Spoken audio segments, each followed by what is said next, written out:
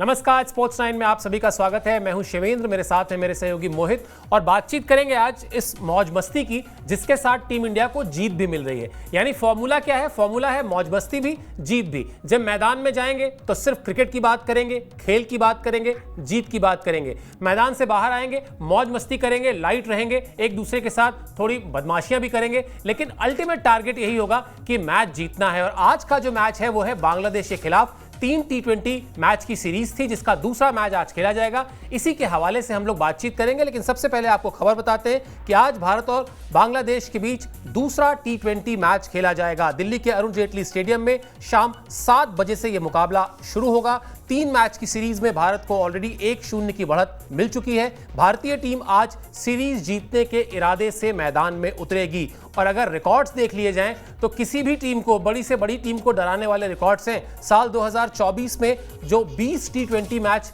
खेले हैं भारतीय टीम ने, उसमें से 17 मैच यानी तकरीबन 90% मैचेस जो है वो भारतीय टीम की झोली में आए हैं। और इसके पीछे शायद मोहित, जो मैंने शुरुआत में कहा शो के, फॉर्मूला यही है बॉस। वह जैसे बचपन में हम लोग को सिखाया जाता था, work while you work, play while you play. यानी जब खेल रहे हो तो सिर्फ खेल के बारे में सोचो और बाहर निकलो तो फिर मौज मस्ती करो, लाइट रहो। यही शायद फॉर्मूला है और इसी फॉर्मूले का ये रिजल्ट है। और बिल्कुल शायद टीम इंडिया जो T20 वर्ल्ड कप जीत कर आई है उसके बाद उसका कॉन्फिडेंस इतना अच्छा है कि उनको फॉर्मूला पता है। और शायद बांग्लादेश इतनी मजबूत टीम नहीं है कि आप उसको शायद इतना सीरियसली लेंगे, और ये बात टीम इंडिया जानती भी है। और सबसे अच्छी बात है कि नए बच्चे जो आ रहे हैं, नए लड़के जो आ रहे हैं, उनमें पूरा कॉन्फिडेंस है कि वो किसी भी टीम से मुकाबला कर सकते हैं और उसका ही असर हमको ग्राउंड पर देखने को मिलता है। और जैसे मैदान के बाहर हमको देखने को मिलता है किस तरह खिलाड़ी सोशल मीडिया पर एक्टिव रहते हैं, फुल मस्ती के मोड में रहते हैं, लेकिन जैसे ही मैदान में आते हैं उनको मालूम है कि वो किस तरह प्रोफेशनल काम करना है और हमको वो नतीजा बार बार देखने को मिलता है। और इस सीरीज में भी शायद T20 वर्ल्ड कप के बाद से लगातार T20 में तो खासकर टीम इंडिया उसी कॉन्फिडेंस से आगे भी बढ़ रही है। बिल्कुल उसी कॉन्फिडेंस से आगे बढ़ रही है और यह आत्मविश्वास ही है कि टेस्ट क्रिकेट में भारतीय टीम ने 8.8 के रन रेट से रन बना दिया कानपुर में। सिर्फ 52 ओवर, मतलब मैंने तो कभी सोचा नहीं था कि ऐसा टेस्ट मैच भी देखने को मिलेगा कि दोनों पारियों को मिलाकर आपने 52 ओवर बल्लेबाजी की और बांग्लादेश को हरा दिया। ये उस कमिटमेंट को दिखाता है, ये उस प्रतिबद्धता को दिखाता है जीत के प्रति कि भारतीय टीम आजकल किस रास्ते पर है। चलिए, आज के मैच में पिच का बड़ा रोल रहने वाला है क्योंकि अभी तक वैसे परंपरागत जो मैदान था अरुण जेटली स्टेडियम यानी कोटला स्टेडियम के नाम से जिसको हम जानते थे, वहां उतने रन नहीं बनते थे, लेकिन हाल फिलहाल में जो वहां के रिकॉर्ड्स हैं वो बहुत बेहतर है। इसीलिए पिच का जो मिजाज है वो भी आपको बताते हैं। अरुण जेटली स्टेडियम के पिच पर बड़ा स्कोर संभव है। ये हम इसलिए कह रहे हैं क्योंकि इस साल यहां पर आईपीएल के 5 मैच खेले गए थे। 5 मैच में 10 पारियां होती हैं और उन 10 पारियों में से 8 पारियों में 200 से ज्यादा रन बने थे। मौसम साफ रहेगा, मौसम का कोई टेंशन यहाँ कानपुर वाला नहीं रहेगा और हल्की ओस वो स्वाभाविक है क्योंकि दिल्ली में इस समय अक्टूबर का महीना चल रहा है, तो आप शाम को मान सकते हैं कि 8, 9, साढ़े 9 बजे के आसपास आपको हल्की ओस भी देखने को मिलेगी, तो ये भी एक फैक्टर होगा। लेकिन इन सारे फैक्टर्स के अलग जो सबसे बड़ा फैक्टर होगा वो यही होगा कि भारतीय टीम यही चाहेगी कि यहीं पर मैच जीतकर टेस्ट सीरीज के बाद T20 सीरीज को भी सील कर दिया जाए। अच्छा ये मोहित, क्योंकि जिस तरह से हमने बताया 10 मैचेस में से अगर 8 इनिंग्स में 200 प्लस स्कोर बना है तो जो दर्शक टिकट खरीद के गए होंगे मैच देखने के लिए, उनके लिए एक पैसा वसूल मैच होने वाला है। मुझे तो याद आता है पिछला जो आईपीएल गया था उसमें दिल्ली में एक मैच था और अभिषेक शर्मा ओपनिंग कर रहे थे। हाँ, हैदराबाद की टीम ने 6 ओवर में 125 रन बनाए थे और ट्रेविस हेड उनके साथ थे। तो वही बिल्कुल जो पिच यहाँ पर बदली है, अरुण जेटली स्टेडियम जो नया वहां पर आया है, मुझे यही लगता है कि आज भी बिल्कुल वैसा ही देखने को मिल सकता है। फिर T20 का मुकाबला है, अभिषेक शर्मा फिर ओपनिंग कर रहे होंगे और इस बार तो आपके पास फुल चांस है कि आप, अभिषेक शर्मा है, सूर्य कुमार यादव है, संजू सैमसन है, ऐसे बड़े हिटर आपकी टीम में हैं जो लगातार अच्छा परफॉर्म कर सकते हैं। और जैसा अभी सर ने कहा कि जब हम टेस्ट में भी 8 के रन रेट से खेल रहे हैं और ये तो आपके पास T20 है जो आपको फुल लाइसेंस देता है कि आप खुले तौर पर खेलिए और पहली बॉल से ही अटैकिंग क्रिकेट यहां पर खेल सकते हैं। बिल्कुल, और पहली बॉल से अटैकिंग क्रिकेट खेलने को खेलेंगे भी और देखने को मिलेगा भी। पिछला मैच भी इसका उदाहरण है। वो तो अभिषेक थोड़ा सा अनलकी थे कि वो रन आउट हो गए, वरना जो मैच इंडियन टीम ने 11.5 ओवर में जीता वो शायद 7-8 ओवर में जीत चुकी होती। जिस तरह के वो बल्लेबाज है और जिस तरह से उनको ग्रूम किया जा रहा है, जो अभी एक शब्द इस्तेमाल किया मोहित ने, लाइसेंस टू किल, वो उनको कहा जाता है कि आप जाइए और आप ऐसे ही आप खेलिए, ताकि विश्व क्रिकेट में जो अलग अलग टीमों में समय समय पर इस तरह के बल्लेबाज रहे हैं, भारतीय टीम में एक इस तरह का ताबड़तोड़ बल्लेबाज जो इसको कहते हैं ना, वो क्रिएट किया जा रहा है, डेवलप किया जा रहा है। उसके अंदर ये इनकलकेट किया जा रहा है कि आपको इस तरह से जाकर बल्लेबाजी करनी है। तो इसलिए भी शायद दिल्ली में जिनके पास टिकट है उनके लिए आज की शाम जो है बहुत शानदार होने वाली है, एक अच्छा मुकाबला देखने को मिलेगा। अर्शदीप सिंह भारतीय टीम के बड़े प्राइम बॉलर हैं इस फॉर्मेट के, वो विकेट को लेकर क्या कह रहे हैं ये आपको दिखाते हैं और फिर उस पर बातचीत करेंगे। अर्शदीप सिंह ने कहा कि मैंने आईपीएल में यहां मैच नहीं खेला, लेकिन आईपीएल के मैचों के स्कोर देखने के बाद मुझे विकेट देखने का मन ही नहीं किया। मैच के दिन हम तय करेंगे कि क्या रणनीति सही रहेगी, कप्तान और कोच विकेट देखने के बाद फैसला लेंगे। वैसे अब हंसते हुए उन्होंने ये बात कही थी कि मैंने चूंकि यहां खेला नहीं है इसलिए मैं विकेट देख के करूंगा ये क्या। ऑन अ सीरियस नोट, लेकिन मोहित, जिस तरह से अर्शदीप सिंह टी20 फॉर्मेट में गेंदबाजी कर रहे हैं, हम टेस्ट क्रिकेट में जो बुमराह के लिए कहते हैं ना कि आप कैसी भी विकेट दे दीजिए वो वहां से कुछ ना कुछ असिस्टेंट्स अपने लिए निकाल लेते हैं, वो कुछ ना कुछ ऐसा कर देते हैं कि अपने कप्तान को जाकर विकेट देते हैं कि लीजिए आपने मुझे बॉल दी थी, मैं आपको विकेट निकाल के दे रहा हूं।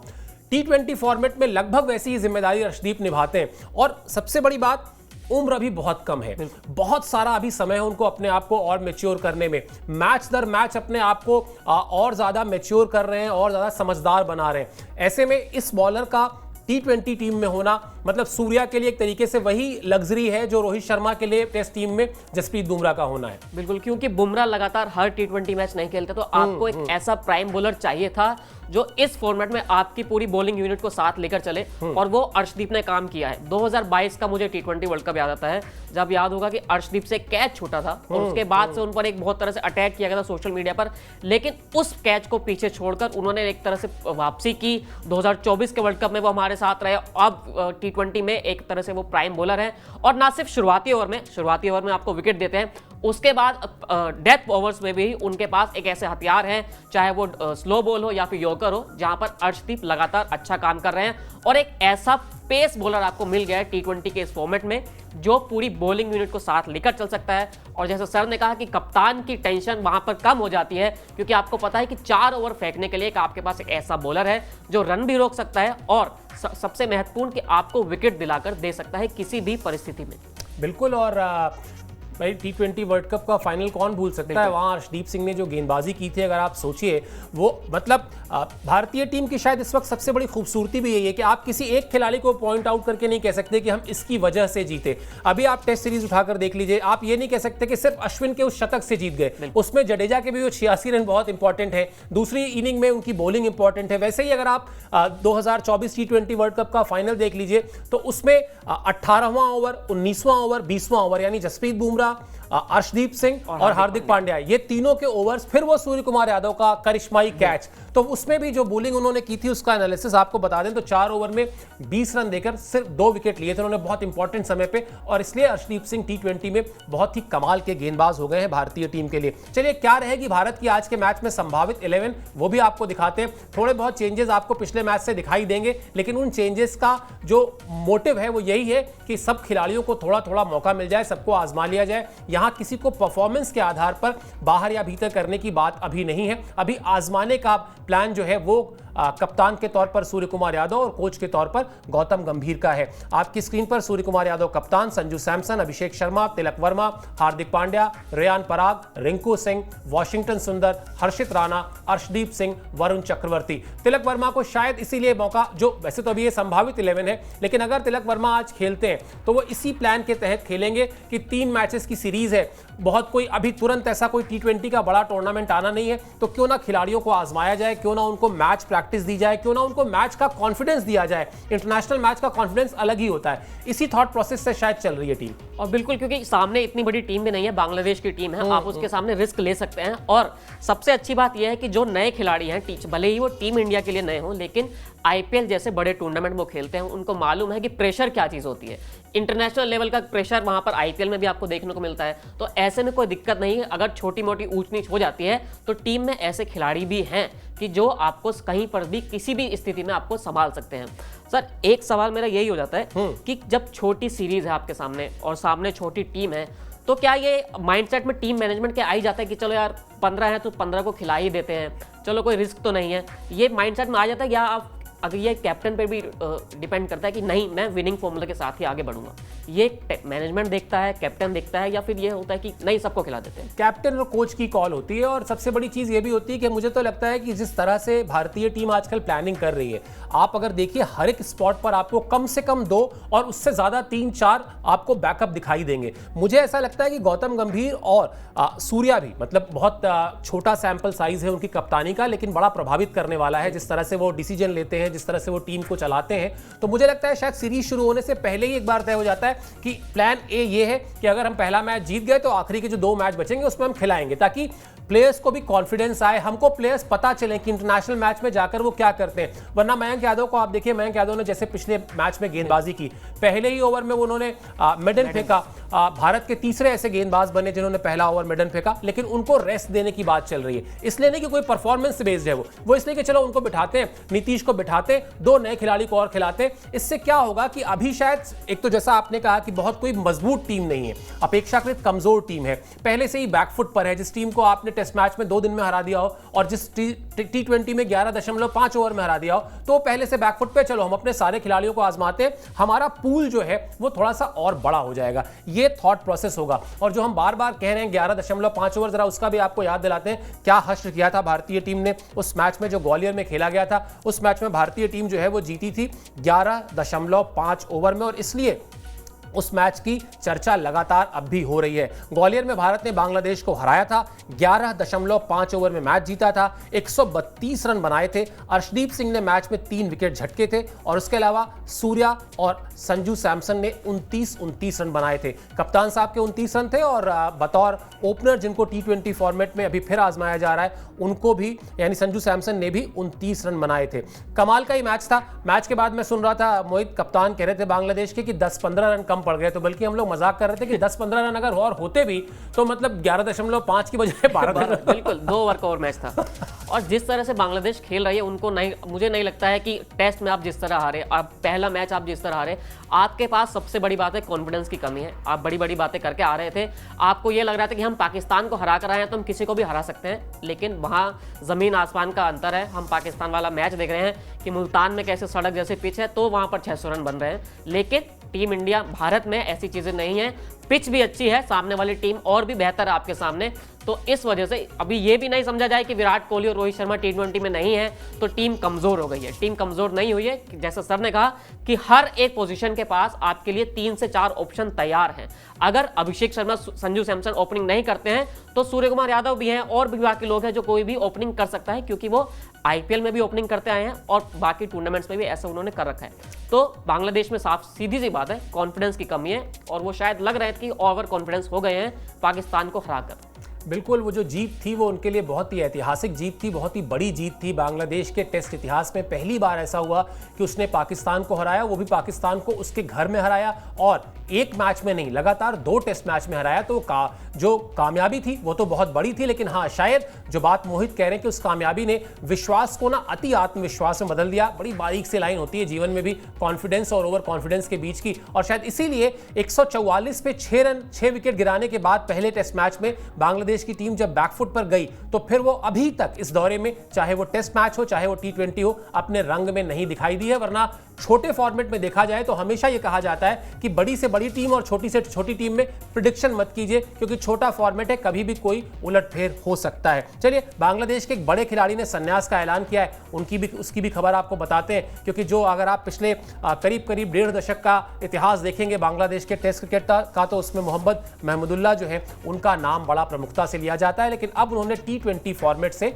संन्यास का ऐलान किया है। उनको ये लगता है, उन्होंने ये कहा भी है कि इस फैसले से पहले उन्होंने अपने परिवार में, अपने क्रिकेट के जितने भी सर्किल के लोग होते हैं उनसे बातचीत की, और अब 2 साल बाद जो वनडे वर्ल्ड कप होना है उस पर वो फोकस करना चाहते हैं, और इसलिए उन्होंने ये फैसला किया है। उनका बयान भी आपको दिखाते हैं, फिर बयान के बाद उनके इस फैसले पर बातचीत भी करेंगे। उनके बयान में जो उन्होंने कहा है, मैं T20 क्रिकेट से संन्यास ले रहा हूं। इस सीरीज का आखिरी मैच ही मेरे T20 करियर का आखिरी मैच होगा। मैंने भारत के दौरे पर आने से पहले ही यह तय कर लिया था। मैंने अपने परिवार से बात की, इसके अलावा कोच, कप्तान, चीफ सेलेक्टर और बोर्ड के अध्यक्ष से भी बात की। मुझे लगता है कि इस फॉर्मेट को छोड़ने का ये सही वक्त है, खासतौर पर 2 साल में वनडे वर्ल्ड कप खेला जाना है, मैं उस पर फोकस करूंगा।